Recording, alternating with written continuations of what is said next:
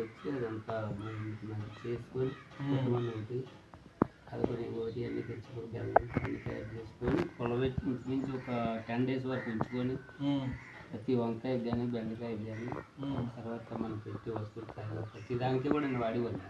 ఇగో మన ఆరోగ్యం బాగా కొంచెం 2-3 సంవత్సరాలు పెట్టి మానేసినప్పుడు కూడా ప్రస్తుతానికి మనం ఎక్కువైతే ఇవే మనం తయారు చేసి పొలాలకు కానీ కాయగూరలు చేస్తాను. 100% నేను ఎక్కువైనా యూరియా వాడను ఎప్పుడు కూడా. ఈవేళ కాదు, మొదటి నుంచి నేను వ్యవసాయం నేను పార్టీ నుంచి కూడా వ్యవసాయానికి పిండి వాడను.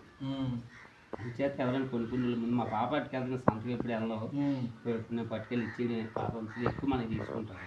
ఇంచేదంటే మా కాయ కలర్ కూడా చాలా బాగుంటుంది, క్వాలిటీ టేస్ట్ కూడా ఎక్కువ. పేడ మనకి ఎలా గెత్త ఉండదు కాబట్టి గెత్తం వేస్తాం. ఇది మా వరి పొలం చూడు ఒకసారి వెళ్ళి, ఈ వేళకి వచ్చి నేను పిండి ఎంత పొడ వచ్చింది, నలుపు వచ్చింది, ఎలా ఉంటుంది చూడండి ఒకసారి వెళ్ళి. కానీ మొన్న నేను ఆ 2 రోజులు కూడా వైజాగ్ వెళ్ళిపోవాలి. ఉడిసి తోడే మీరు అవన్నీ చేసినారు, మా దానికి వచ్చి చేసినారు. ఆకు లేక మా మేనర్ దగ్గర తెచ్చినాను. ఈ చేయడం కాలిబాట్లు చేయలేదు. గొట్లు పెద్ద గొట్ల మీద ఎప్పుడు మన ప్రజెంట్ గండ కూరపాపర గింజలు మన అయ్యి అడిగింది పాప, మీ చింతల్లి కందేసు అండి తాత అంటే ఇసుకోండి. కానీ నాకు మధ్యలో బాగా పాపాలు ఏమొద్దు. ఇప్పుడు బెండ, ఇప్పుడు కూరపాపర, గోర్చికుడు, బంతి మొక్కలు ఇలాంటివి ప్రజెంట్ ఇప్పుడు వేయండి.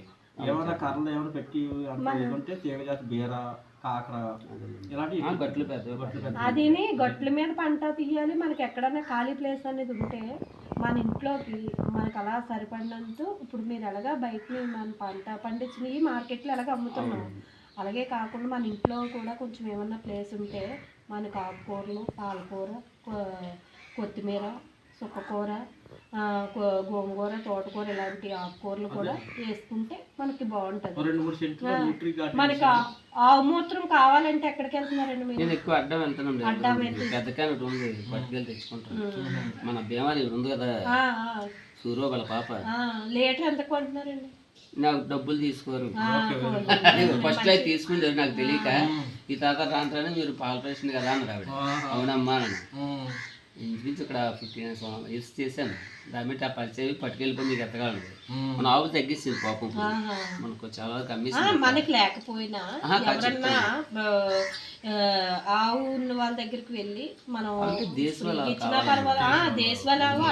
నేను ఈ మామూలు జెర్సీలు అయితే గొర్రెలు అడి ఉన్నాయి. సుందరైపేటలోని ఇప్పుడు మన సుందరైపేటలోని రాజుగారి అక్కడ రాజుగారిది ఆవులు నాటావులు ఉన్నాయన్నమాట. మేడం గారు అచ్చంగా రాజుగారిది మన చూడు వానరప్పలేట్ చేస్తున్నాడు కదా, వానరప్పలేట్ చేసిన దగ్గర అక్కడ మేడం గారు అంగా నాటావుని పాలు వైజాగ్ పట్టుకెళ్తారు ఇక్కడ నుంచి ఆవిడ.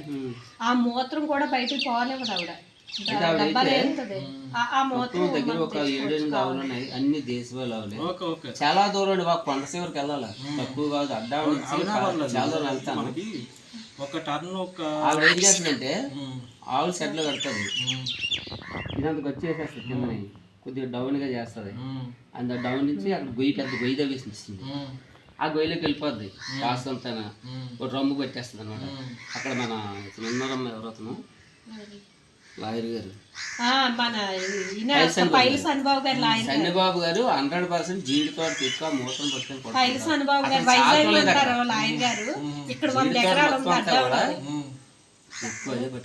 ఇంకా ఆయన అలాగే పండిస్తారు. నాకు తెలుసు బాగా బాగా మీకు మంచి అనుభవాలు ఉన్నాయి. మీ చేస్తున్నట్టుగా పక్క రైతులు కూడా చిన్న అనుభవాలు కూడా మీరు కూడా చేస్తారు కదా, మన వాళ్ళు కూడా ఇప్పుడు చేస్తాను పక్కన. ఇప్పుడు మనకి ఇప్పటికే ఇలా ఉందంటే పంపించారు కదా, కొంతమంది పెట్టారు మాకు ఇవ్వలేదు. కర్లాయి తయారు చేసి ఉంచుకున్నాను, ఖాళీ లేక.